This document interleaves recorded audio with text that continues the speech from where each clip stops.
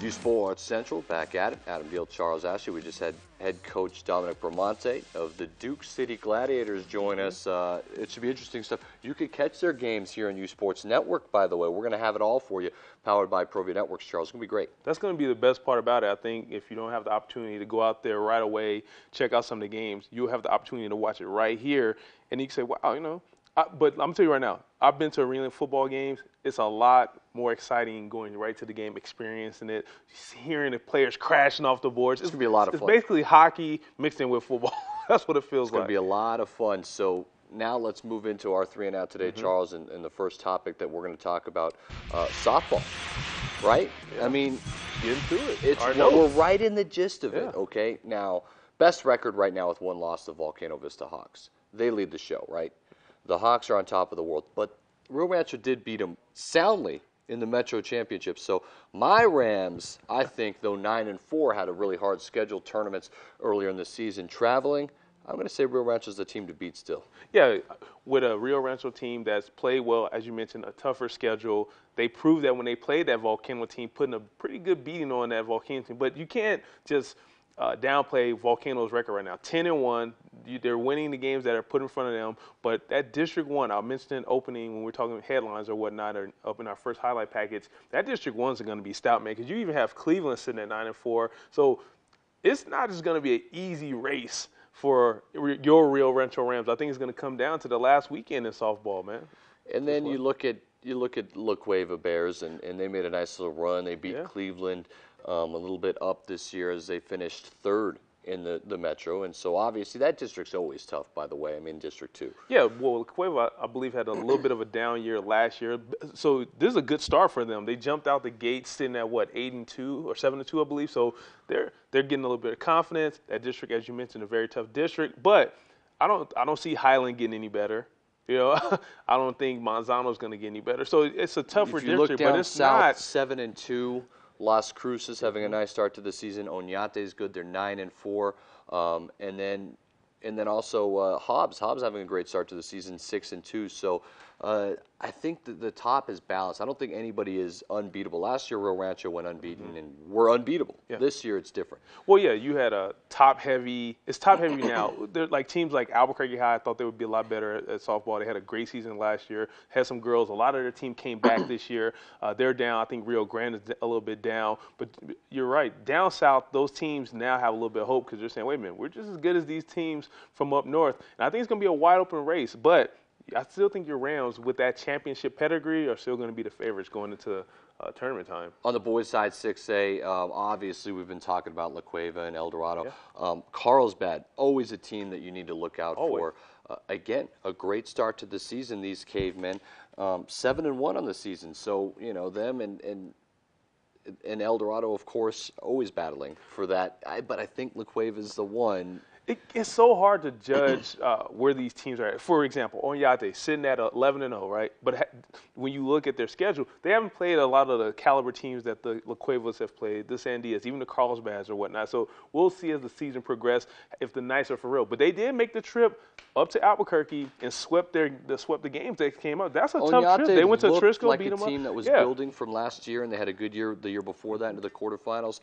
They have not been beaten. So they might be legit. To talk about. I think you're right. Rio Rancho sliding a bit, and then on the opposite end, Clovis with their win this morning in the Sal Puentes will jump Rio Rancho in the standings, and Clovis is right there too. Maybe a team that nobody has been talking about. Yeah, but they've had a good history of baseball teams and whatnot. That's a big win for them, coming up here, getting a win on Rio Rancho's turf or whatnot. But as the season go on, you know the Carlsbads, they're going to do what they want to do. You know that Oñate team has a lot to prove, so there's going to be some good games with Las Cruces and Mayfield. I'm interested to see if Valley is going to hold on to that District 5 against Rio Grande, because Rio Grande was the favorite. And Valley right now is sitting pretty with some nice wins under their belt, albeit it's early in the season. That district, to me, is pretty much up for grabs. Okay, let's move on to spring football, Charles, and that's kind of an exciting thing here. It's weird when you're talking about spring football and you're really excited about spring football in New Mexico. That means you had a bad basketball season, right? That or there's something good coming down the pike with this football team.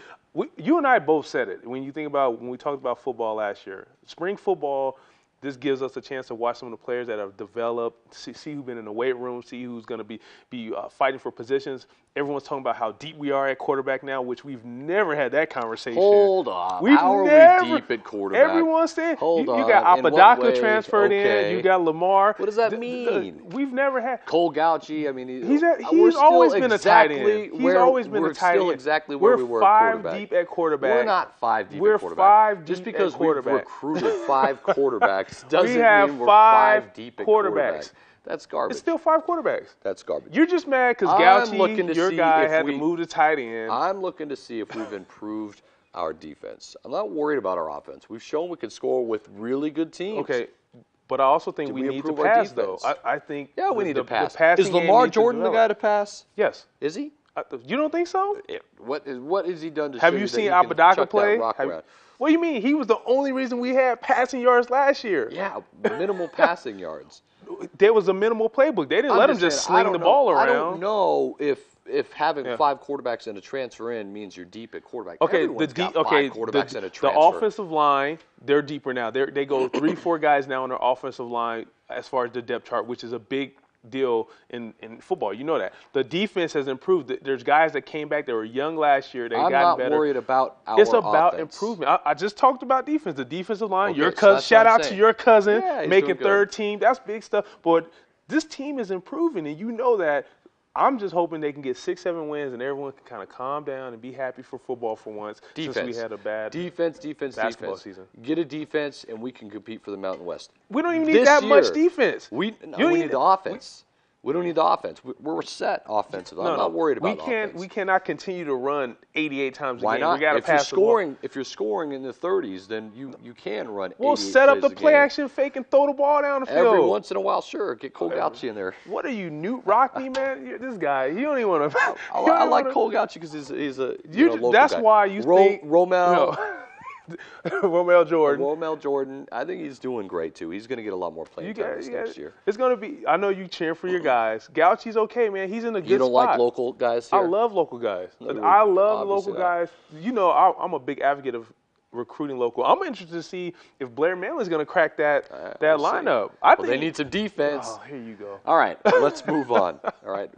I can't believe you brought up quick, defense. Charles, 2016, on the girls' side and boys' side, who are your favorites in basketball next year as the season's over? Man, I got to stick with that District 1 for girls because Cibola returns everyone. Volcano's going to be better. They return a lot.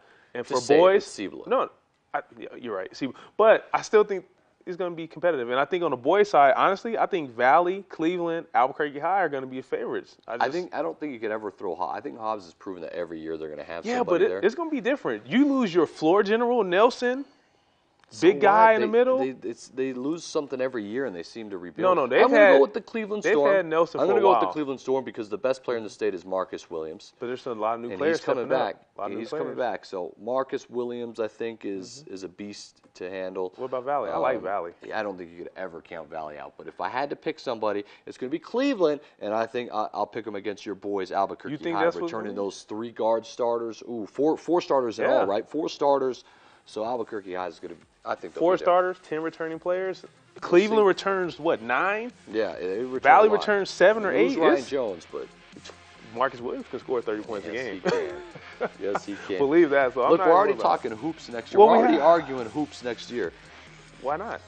Why not? Hey, now we get to argue Sweet 16. We're going to talk about that next. And our boy Bryce Alford doing some work in the tournament. So come on back right here. It's uSports. A little step back 3. You know,